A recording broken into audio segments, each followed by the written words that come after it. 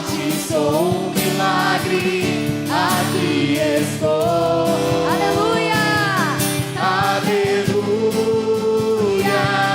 transformou o meu lamento. Aleluia, em dança de avivamento. Aleluia, transformou o meu lamento. Aleluia, em dança de avivamento. Jesus um dia fez uma parábola dizendo que não se coloca remendo novo em roupa velha, porque vai rasgar a roupa, não é? Vai acabar puxando, vai rasgar mais a roupa ainda. O Senhor, Ele quer me fazer, nos fazer novos por inteiro. A gente se satisfaz com remendo. E remendo, gente, é feio. Não é verdade? Remendo é feio. Se você pudesse escolher entre remendar uma calça, uma roupa que rasgou, ou comprar uma nova e só dependesse de você escolher, o que você preferia? O que você preferia? Pois também o Senhor quer fazer cada um de nós pessoas novas. O homem velho, a mulher velha que vive em você precisam dar lugar a uma mulher nova, a um homem novo. Eu quero que o Senhor me faça novo, porque o velho Sidney, que já foi velho e novo muitas vezes, mas o velho tem muito defeito, não é verdade? Quantas vezes você pega um aparelho caro lá, uma televisão, uma máquina de lavar, manda arrumar, gasta um monte e ela volta velha. Aí você fica pensando assim, eu devia ter jogado fora e comprado uma nova que dava mais certo. Quem já passou isso na cabeça, levante a mão. Está vendo? Quase todo mundo. Você também precisa ficar nova. Precisa ficar nova. Estende a tua mão assim, eu quero fazer uma oração por você. Você vai fazendo oração por você e eu também vou fazendo essa oração por você. Senhor, eu quero pedir que as coisas velhas passem e que, Senhor, Tu possa fazer novas as coisas na vida da minha irmã e do meu irmão. Senhor, projetos novos, uma mente nova, uma memória nova, um tempo novo. Senhor, as coisas velhas já passaram. Faz, Senhor, a minha vida de novo. Eu te peço, Senhor, com Teu poder, que hoje pessoas que estavam abatidas, desanimadas e sem força, recebam, Senhor, um vigor novo, porque estão sendo reconstruídas para serem homens e mulheres novos. Eu quero ser nova, eu quero ser novo. Eu preciso, Senhor, ser um homem novo, feito por Ti, Senhor, transformado por Ti, Senhor. As coisas velhas que eu já pratiquei, eu quero jogar no altar. Você que está precisando jogar algumas coisas aqui nesse altar, algumas velhices que você está carregando, algumas coisas que não te ajudam e que não são boas, nem para você, nem para ninguém que vive com você, e nem mesmo para você poder encarar o Senhor no céu. Põe nesse altar e fala: eu quero pôr essas coisas velhas aqui, gênios velhos, vícios velhos, enfermidades velhas, tristezas velhas, lutas velhas. Joga nesse altar aqui que é o Senhor, porque Ele quer fazer cada um de nós novos. Quero compartilhar com vocês duas passagens da Escritura. Uma que está na carta de São Paulo aos Efésios, capítulo 4. versículo 1 até o versículo 5. Diz assim, carta de São Paulo aos Efésios, capítulo 4, versículo 1 até o 5. Exorto-vos, pois, prisioneiro que sou pela causa do Senhor, que leveis uma vida digna da vocação a qual fostes chamados, com toda humildade e amabilidade, com grandeza de alma, suportando-vos mutuamente com caridade. Sede solícitos em conservar a unidade do Espírito no vínculo da paz. Sede um só corpo e um só Espírito, assim como fostes chamados pela vossa vocação a uma só esperança. Há um só Senhor, uma só fé, um só batismo. Há um só Deus e Pai de todos, que atua acima de todos, por todos e em todos. Palavra do Senhor. São Paulo está falando com aqueles discípulos que ele tratou durante mais de um ano evangelizando. A comunidade de Éfeso foi uma comunidade muito querida para São Paulo. Se tornaram grandes amigos de São Paulo, a ponto de que quando São Paulo ia embora, eles choraram para ele não ir. E choraram também porque apareceram alguns profetas no meio da comunidade, homens e mulheres que ouviam a Deus e disseram para São Paulo: não vá embora, porque você vai ser preso, e vão maltratar você, e vão matar você. Mas São Paulo já sabia disso, e sabia que esta era a vontade de Deus, e é por isso que ele diz, prisioneiro do Senhor. Não faço aquilo que vai me alegrar, mas eu tenho uma missão para fazer, e eu vou cumprir essa missão. E para quem não entende, a prisão de São Paulo foi muito importante para o cristianismo, porque levou ele para dentro das maiores autoridades do Império Romano, onde ele pôde testemunhar, e quando ele vai morrer lá em Roma, decapitado, aonde hoje tem uma basílica, já havia se implantado muitas comunidades domésticas, comunidades em diversas casas, inclusive uma das casas que hoje é uma das maiores catacumbas visitadas lá em Roma, de Santa Domitila. Então a vontade de Deus passava por aquele momento de dor. Então São Paulo não podia negar. Mas aquela comunidade era muito importante. E São Paulo, então, faz questão de dar ensinamentos preciosos para eles. E ele diz assim: gente, você que está aqui comigo, que aceitou Jesus como seu Salvador, que pediu a força do Espírito Santo, manifeste a face do Espírito Santo. E aí ele vai dando algumas dicas de que face ele considera, que manifestações ele considera serem evidentemente a face do Senhor. E uma delas falta muito nos dias de hoje, e se chama amabilidade.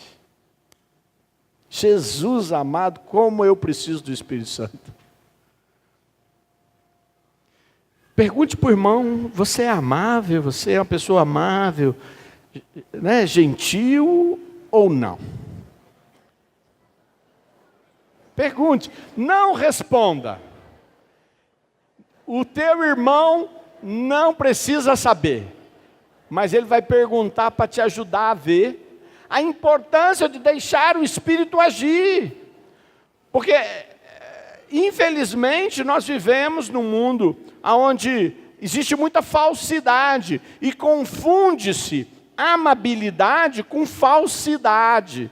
Então, muitas pessoas, principalmente no mundo econômico, no mundo do trabalho, agem com estratégias financeiras, estratégias de negócio, para não dizer com mentira.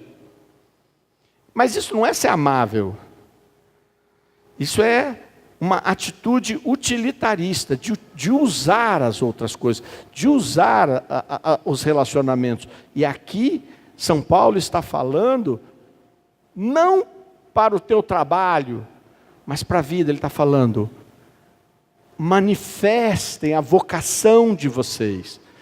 O que é uma vocação? É aquilo para o qual eu fui chamado, eu fui vocacionado. Então, para o que é que você foi chamada? Para o que é que você foi chamado? Para o que é que eu fui chamado? Entre outras coisas, para tratar bem as pessoas também. Nós precisamos muito ser batizados no Espírito Santo, não precisamos? Mas tem gente aqui que está pensando nos que não estão aqui. Fala, fulano não precisava estar aqui. Beltrano não precisava estar aqui para aprender. Não é? Tem gente que fala assim, eu sou assim mesmo. Eu nasci assim. Já ouviram isso? Pois o Espírito Santo está falando aquilo que nós rezamos aqui hoje. Precisamos ser pessoas novas. Porque a velha é grossa, desrespeitosa, arrogante. Quando não é pior, quando ainda está manifestando características de quem nem encontrou Jesus. Mentirosa, traiçoeira, cheia de ódio, de rancor. Aí ainda não encontrou Jesus. Mas mesmo para quem encontrou Jesus, essas características velhas às vezes estão conosco. Precisamos entregá-las para Jesus. São Paulo vai falando com muita clareza nessa passagem, com toda a humildade e amabilidade, com grandeza de alma. O que é a grandeza de alma? Grandeza de alma é aquela pessoa que acolhe aquela situação difícil, que tem grandeza. Não é que não se apequena com as coisas, não toma posse, fala, mas que pessoa horrível também, aí se fecha. Não, é aquela pessoa que se abre com grandeza de alma, capaz de acolher quem é difícil de acolher. Como você já falou para o irmão do lado, se ele é amável, fala para o de trás, você tem grandeza de alma? Você acolhe aquilo que é difícil de acolher?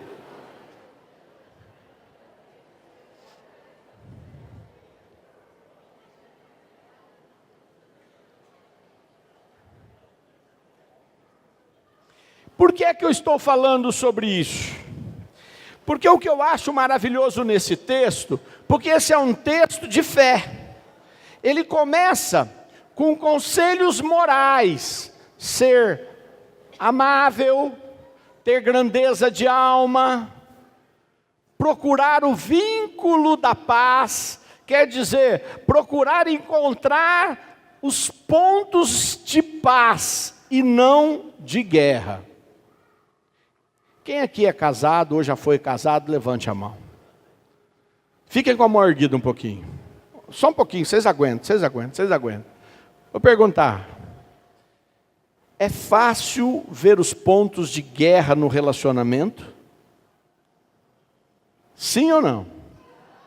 Não? Então eu queria casar com vocês. Eu acho que no relacionamento conjugal é um lugar que a gente encontra um monte de ponto de guerra, sabia? A gente vê as coisas e se atrita com facilidade, coisa que você não faz com o estranho. E o que a palavra diz? Procura os pontos de paz. Às vezes tem que encontrar. Mas não é só com marido e mulher que eu estou falando, eu só dei o exemplo. Tem situações em que você tem que olhar e falar assim, se eu quiser ver em que é que a gente vai discordar, em que é que a gente vai se atritar, está bem facinho. Então, Jesus, me mostra o que tem de vínculo de paz aqui para mim poder criar pelo menos uma cordinha para ter paz. Porque ninguém aguenta viver só de guerra. Ninguém aguenta. Faz o sinal da cruz no seu irmão, fala, encontre os vínculos de paz. Porque se encontrar só de guerra, dá muito desgaste os vínculos de guerra, sabia? E aí é preciso um esforço, sim, um esforço no espírito, para encontrar isso da paz. Então eu vou valorizar o que dá paz. e não valorizar o que dá guerra. Pois é, São Paulo dá conselhos morais maravilhosos. Esses conselhos servem para qualquer pessoa, independente de fé. Só que o segredo dessa passagem é que São Paulo está falando isso como resultado de uma vocação, como resultado. E de qual é a vocação? De ter um só Deus, um só Senhor, uma só fé. É resultado. Então, quando eu não estou encontrando nenhuma destas coisas na minha vida, eu tenho que ir lá e falar assim: puxa vida, se o resultado da minha fé, se o resultado da minha devoção ao Senhor Jesus não está me trazendo essa graça, porque isso é graça, porque é além das minhas forças, então eu preciso retomar a minha fé.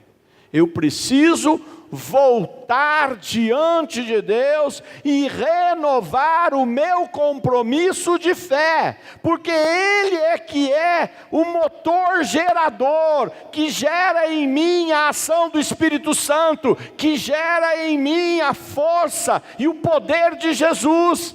Senão isso é teoria, senão isso é boas mensagens. É aquela coisa que diz assim: nós precisamos ser solidários uns com os outros. A fé é união. Aí sai da igreja, ninguém sabe o nome de ninguém. Lógico, um grupo como esse não é preciso saber, mas pelo menos você precisa ter um compromisso de amor. Por que não faz isso? Porque você não tomou bronca suficiente? Não, é porque isso é resultado. Então, para que eu alcance a consequência de algo, eu preciso que a causa esteja resolvida. E se a minha consequência de amabilidade, de grandeza de alma, não tem avançado, e é claro que é diferente para cada um de nós, porque alguns de nós têm personalidades, têm situações, feridas na vida, traumas, heranças, hereditariedade da nossa vida, que dificulta fazer isso mais do que outros. Não é todo mundo igual. Tem gente que é mais de paz, sabia? Naturalmente.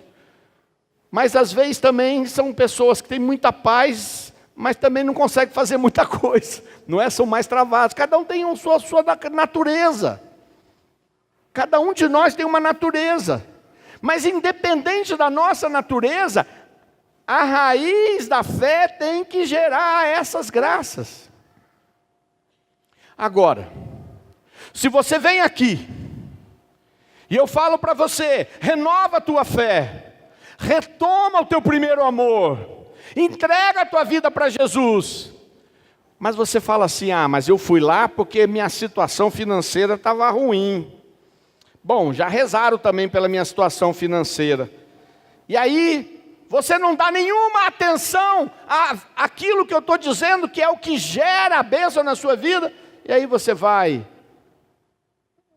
em alguém que vai te dar um passe, você vai em alguém que vai ler tua sorte, você vai em alguém para tomar um alucinógeno, que você pensa que é espiritual, aí você vai em alguém que tem um outro ritual, aí você vai em alguém que faz diferente, e aí você está só procurando consequência, e você não olha que se você não tiver a raiz que faz essa transformação, a consequência, desculpa, não vem.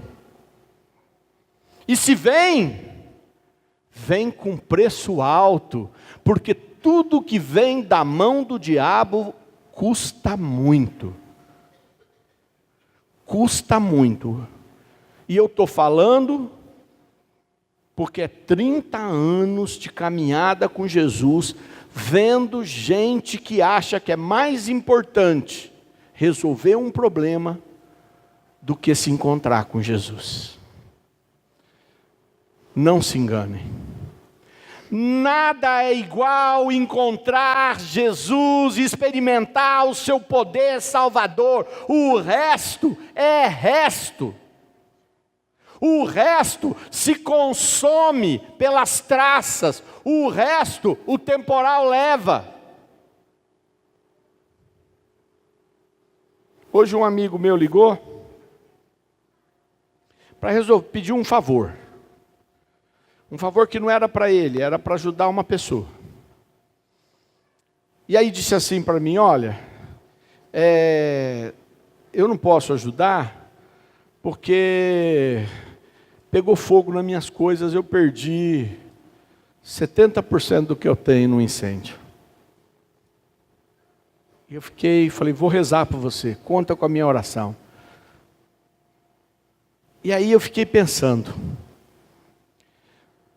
se o que você busca é resolver um problema, quando você encontrar, você vai sair de Jesus. E aí você vai descobrir que a coisa mais importante que você precisava, não ficou com você.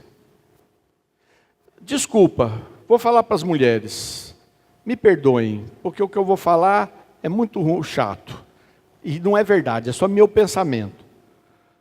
Mas se tem uma coisa que me chateia muito, é quando mulheres perseverantes no grupo de oração, que se entregam e pedem para o Senhor a graça de encontrar um companheiro adequado, quando encontram, você nunca mais vê no grupo de oração. Áurea, você está aí mais tempo que eu. Poucas ou muitas? Muitas.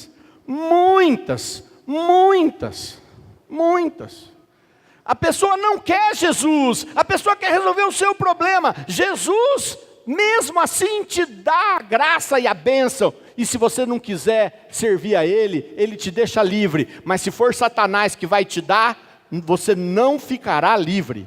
Escutem o que eu estou falando. Aliás, essa é a grande diferença, que eu às vezes olho e falo assim, Jesus, às vezes você é tão bom, que nesse mundo malvado dá a impressão de que você é tonto. Porque Jesus dá a graça de graça. Dá a graça de graça. Uma vez, a família trouxe um homem aqui. E eu o conhecia. Um homem importante. E ela trouxe porque ele estava com um câncer já em estado bem avançado. Já tinha várias vezes feito tratamento, já não tinha mais jeito. E ele veio. E Jesus o curou. Família importante, foi até no bispo, levou lá, testemunhou para o bispo a cura, os exames, aquela coisa toda. E era um homem de vida bem dissoluta. Tanto no jeito de lidar com o dinheiro, quanto no jeito de lidar com a vida moral dele. E aí, a família disse assim, bom pai, agora o senhor aquieta, né? Agora o senhor deixa nós cuidar das coisas, para o senhor não fazer essas coisas que o senhor faz. Agora o senhor para com essa vida de mulherada, né? Porque agora Jesus te curou. Aí eu encontrei ele uns meses depois. E aí, ele só perguntou para mim, será que a minha doença vai voltar? E eu disse para ele, faz o que você quiser, porque a tua doença não voltará. Você pode morrer de outras coisas. Mas o que Deus te deu, está dado. E Deus deu de graça.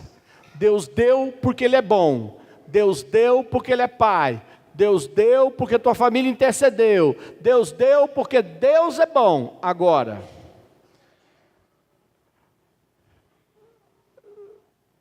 o teu acerto de conta é com Ele, não é mais comigo. O diabo não é assim não. Quem fica só indo para resolver suas coisas em qualquer lugar, se você receber do diabo, vai te custar. Seja qual for a máscara e o disfarce que o diabo usa, porque as pessoas acham que tudo é de Deus. Não, gente, São Paulo é muito claro. Uma só fé, um só Senhor, um só batismo. Pode falar o que for, mas é o que está na Escritura. Ou você é do Senhor Jesus, ou você não é do Senhor Jesus. E se você é do Senhor Jesus, mas não tem apresentado as consequências do amor, as consequências da amabilidade, então você precisa fazer o que eu faço muitas vezes. E eu estou falando de mim, que talvez seja pior do que alguns ou muitos de vocês, ou todos, sei lá. Porque talvez se Deus me abandonasse, eu capaz de fazer coisas horrorosas, não sei. É a graça que me sustenta. Mas eu só sei que eu volto para Jesus e falo: você é o meu Salvador, eu sou um pecador, eu entrego a minha vida para você, lava meu coração, salva-me Jesus, unge-me Jesus, envia o teu Espírito Santo e comece de novo. E comece de novo. Comece de novo, e Deus me dá graça. E ali às vezes Deus me dá a graça de aparecer alguém e falar assim: nossa, como você melhorou. E eu falo: oh, glória a Deus. Daqui a pouco, os que me conhecem e convivem comigo, não viram o que eu já fui, só olham o que eu sou. E aí eu preciso começar de novo, para que os que me conhecem agora, possam olhar para mim e dizer: nossa, como você melhorou. Por isso que é dura a família da gente, porque ela vê quanto você melhorou, mas daqui a pouco ela já não está mais satisfeita de novo, aí ela já está achando ruim de você de novo. Por isso que a família é um lugar bom para a gente crescer, né? Porque lá a gente nunca vai poder se orgulhar, a não ser lá na frente, quando a família olhar para você e falar: uau, olha quanto Deus fez. Mas nesse momento é bom que eles pensem assim mesmo, porque assim a gente recomeça buscando o Senhor Jesus. Entrega a tua vida para Ele. Se você não fez isso, isso é a coisa mais importante para você hoje. Sabe, tem gente que quer vir aqui só para resolver um cadinho. Não, Deus quer mais. Venha para se entregar. Amém.